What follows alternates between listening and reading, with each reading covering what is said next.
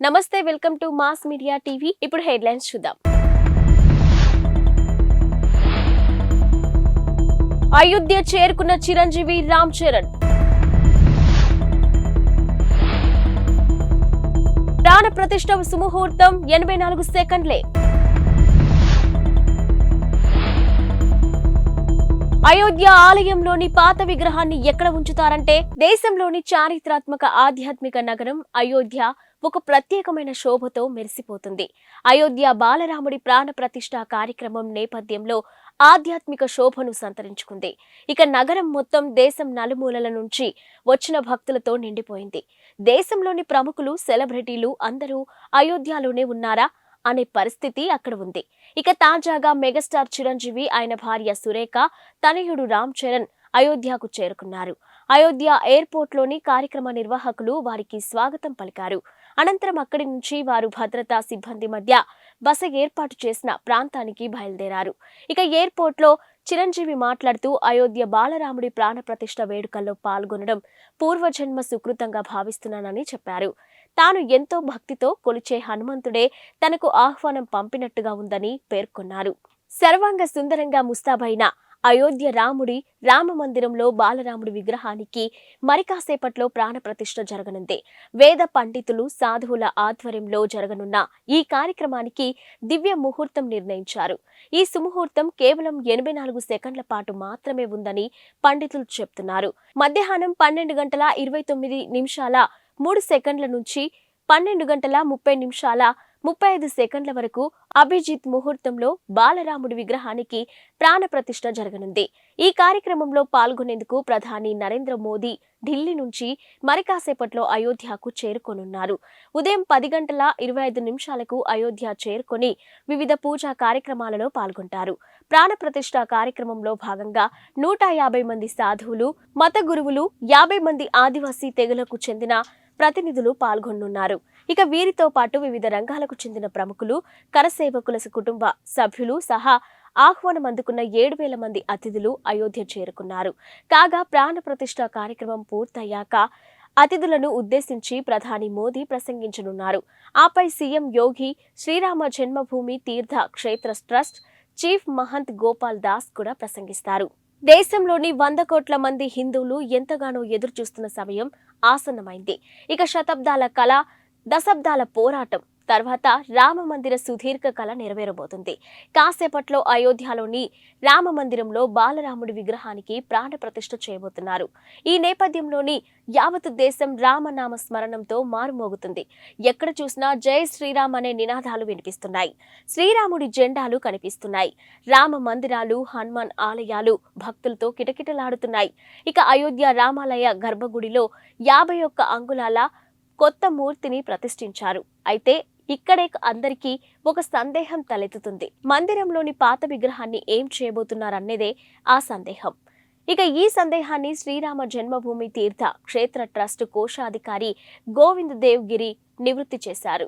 ఇక పాత విగ్రహం ఎత్తు 5-6 అంగుళాలు మాత్రమేనని, 25 నుంచి 30 అడుగుల దూరంలో ఉన్న వారికి ఆ విగ్రహం సరిగ్గా కనిపించదని ఆయన చెప్పారు. అందుకే 51 అడుగుల కొత్త మూర్తిని ఏర్పాటు చేశామని తెలిపారు. ఇక బాలరాముడి విగ్రహాన్ని గర్భగుడిలో కొత్తగా ఏర్పాటు చేసిన బాలరాముడి విగ్రహం ముందే ఉండేలా ఏర్పాటు చేయనున్నట్టు వెల్లడించారు. రామ మందిర నిర్మాణానికి ఇప్పటి వరకు 1100 కోట్లకు పైగా ఖర్చు అయిందని గోవింద్ దేవ్గిరి తెలిపారు. మొత్తం పనులు పూర్తి కావడానికి మరో 300 కోట్లు ఖర్చు అవుతాయని చెప్పుకొచ్చారు. టాలీవుడ్ సూపర్ స్టార్ మహేష్ బాబు ఇటీవల జర్మనీ వెళ్లడంపై రకరకాల ఊహాగానాలు వినిపించాయి.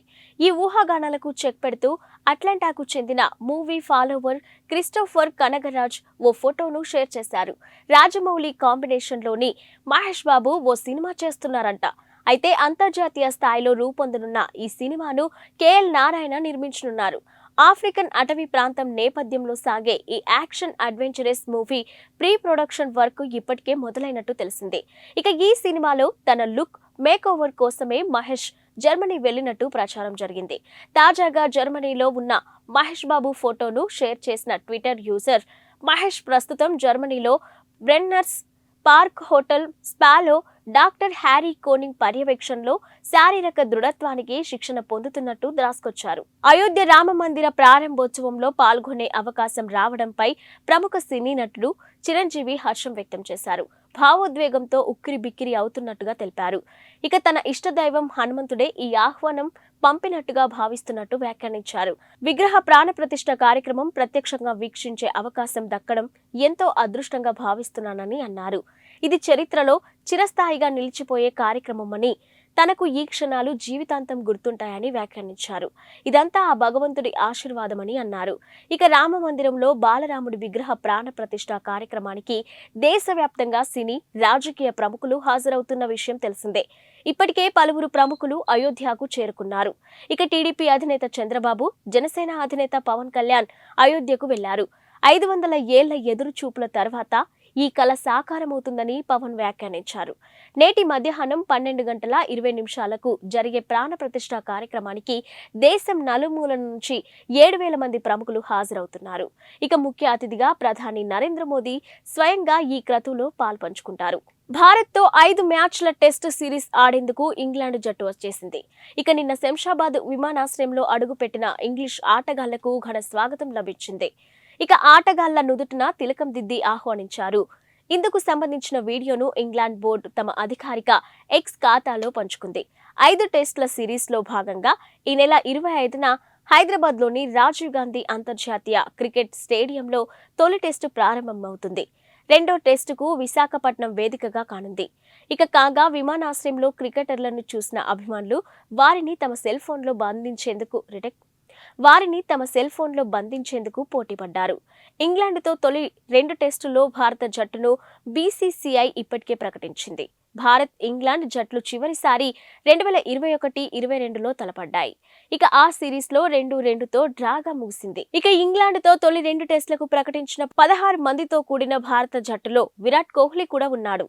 అతడు మరో 152 పరుగులు చేస్తే టెస్టుల్లో 9,000 పరుగులు సాధించిన 4వ భారత ఆటగాడిగా చరిత్ర సృష్టిస్తాడు.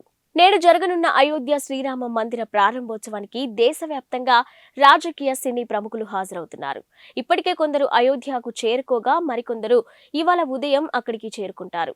ఇక టీడీపీ అధినేత చంద్రబాబు, జనసేన అధినేత పవన్ కళ్యాణ్, సూపర్ స్టార్ రజనీకాంత్ కూడా అయోధ్యకు చేరుకున్నారు. ఇక అయోధ్యలోని టీడీపీ అధినేత చంద్రబాబు నాయుడు ఇప్పటికే పలు ఆలయాలను సందర్శించారు. పండితులు చంద్రబాబును సత్కరించి తీర్థ ప్రసాదాలు అందజేశారు. 500 ఏళ్ల ఎదురు చూపుల తర్వాత ఈ కల సాకారమవుతుందని జనసేన అధినేత పవన్ కళ్యాణ్ వ్యాఖ్యానించారు. ఈ కార్యక్రమంలో పాల్గొనే అవకాశం రావడం అదృష్టమని అన్నారు. తెలుగు రాష్ట్రాల నుంచి పలువురు ప్రముఖులు కూడా ఈ కార్యక్రమానికి హాజరవుతున్నారు. కాగా మధ్యాహ్నం 12:20 బాలరాముడి ప్రాణ ప్రతిష్ఠ కార్యక్రమం నిర్వహిస్తారు. ఈ కార్యక్రమానికి సంబంధించి దేశవ్యాప్తంగా 7,000 మంది ప్రముఖులకు ఆహ్వానాలు వెళ్లాయి. ముఖ్య అతిథిగా ప్రధాని నరేంద్ర మోదీ పాల్గొంటారు. జనవరి 22 దేశం యావత్తు గుర్తుంచుకోదగిన రోజు. ఆ మాటకొస్తే చరిత్ర పుటల్లో చిరస్థాయిగా నిలిచిపోతున్న రోజు. నేడు అయోధ్యలో జరగనున్న రామయ్య ప్రాణ ప్రతిష్ఠ కార్యక్రమంతో దేశంలో పండుగ వాతావరణం నెలకొంది. ఈ వేడుకను కనులారా చూడాలని దేశం నలుమూలల నుంచి ఇప్పటికే వేలాది మంది అయోధ్యకు చేరుకున్నారు. అసలు అయోధ్య రామయ్య మందిరానికి ఎందుకంత ప్రాధాన్యం? రామయ్య నడియాడిన అయోధ్యలో మళ్లీ పూజలందుకోబోతున్న శ్రీరామచంద్రమూర్తికి సంబంధించి అయోధ్యలో ఎప్పుడు ఏం జరిగిందనేది ఓసారి చరిత్రను తిరిగేసి చూద్దాం. 1526 పాన్పట్ యుద్ధంలో ఇబ్రహీం లోడీని ఓడించిన బాబర్ ఇండియాలో అడుగుపెట్టాడు. దీంతో మొఘలులు సామ్రాజ్య పాలన ప్రారంభమైంది. ఇక అతడి జనరల్లోని ఒకరు ఈశాన్య భారతదేశాన్ని జయించిన సమయంలో 1528లో అయోధ్యలో పెద్ద మసీద్ను నిర్మించి దానికి బాబ్రీ మసీదుగా పేరు పెట్టి బాబర్ను ప్రసన్నం చేసుకున్నాడు. ఇక మసీదు వెలుపల హిందువులకు పూజించే వెసులుబాటు కల్పించారు. ఇటీవలే టీడీపీని వీడి వైసీపీలో చేరిన విజయవాడ ఎంపీ కేశినేని నాని నిన్న అమృత్సర్లోని పవిత్ర సిక్కు ఆలయం గోల్డెన్ టెంపుల్ ను సందర్శించారు. స్వర్ణ దేవాలయం వద్ద కుటుంబ సభ్యులతో కలిసి తీసుకున్న ఫోటోను షేర్ చేసిన నాని గత సాయంత్రం ఆలయాన్ని సందర్శించి అందరూ ఆరోగ్యంగా, సంతోషంగా, సుఖ సంతోషాలతో ఉండాలని ప్రార్థనలు చేసినట్టు తెలిపారు. గత కొంతకాలంగా టీడీపీతో అంటిముట్టనట్టుగా ఉంటున్న నాని ఇటీవల ముఖ్యమంత్రి వైఎస్ జగన్ సమక్షంలో వైసీపీలోకి చేరారు. ఆ వెంటనే టీడీపీ అధినేత నారా చంద్రబాబు నాయుడుపై తీవ్ర వ్యాఖ్యలు చేశారు. అధికారం కోసం జనసేన అధినేత పవన్ కళ్యాణ్ ను కూడా బాబు మోసం చేస్తున్నారని, ఇక తన కొడుకు లోకేష్ ను సీఎం చేయడమే ఆయన లక్ష్యమని పేర్కొన్నారు. సానియా మీర్జా నుంచి విడిపోయిన పాకిస్తాన్ మాజీ క్రికెటర్ షోయబ్ మాలిక్ పాక్ సినీ నటి సనా జావేద్ ను వివాహం చేసుకున్న సంగతి తెలిసిందే. ఇక ఈ నేపథ్యంలో విడాకుల వ్యవహారంపై సానియా మీర్జా కుటుంబం స్పందించింది. పాకిస్తాన్ నటిని పెళ్లాడిన షోయబ్ జీవితం సాఫీగా సాగాలని ఆకాంక్షిస్తూ షోయబ్తో సానియా విడాకులు ఎప్పుడు తీసుకున్నది వెల్లడించింది. వారిద్దరూ కొన్ని నెలల క్రితమే విడిపోయినట్టుగా స్పష్టం చేసింది. సానియా ఎప్పుడూ తన వ్యక్తిగత జీవితంలో గోప్యత పాటించదని, కానీ ఇప్పుడు ఓ విషయాన్ని బయట పెట్టాల్సిన అవసరం ఉందని పేర్కొంది. సానియా మీర్జా షోయబ్ కొన్ని నెలల క్రితమే విడాకులు తీసుకున్నట్టు స్పష్టం చేసింది. షోయబ్ కొత్త ప్రయాణం సంతోషంగా సాగాలని సానియా ఆకాంక్షించినట్టు తెలిపింది. తమ గోప్యతను గౌరవించి ఊహాగానాలకు దూరంగా ఉండాలని అభిమానులను సానియా కుటుంబం అభ్యర్థించింది. ఇవి ఇప్పటివరకున్న బులెటిన్ అప్డేట్స్. Keep watching.